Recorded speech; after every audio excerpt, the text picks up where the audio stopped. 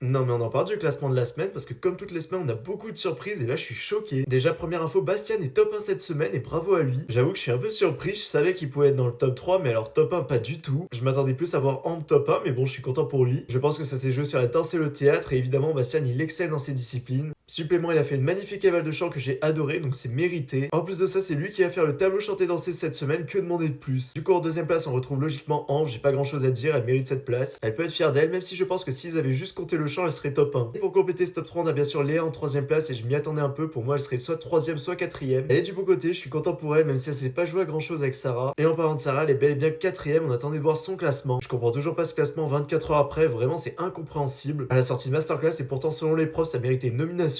Bon apparemment elle était vraiment à un chouïa du top 3 mais quand même. Et enfin même si ça a très peu d'importance, Victor est cinquième et avant-dernier. Et vous l'aurez compris, c'est Anouk en sixième et dernière position qui ferme la marche. N'hésitez pas à me dire en commentaire si vous êtes d'accord avec ce classement ou si vous trouvez des incohérences. Je me doute de la réponse de la majorité d'entre vous, mais n'hésitez pas à argumenter, ça m'intéresse.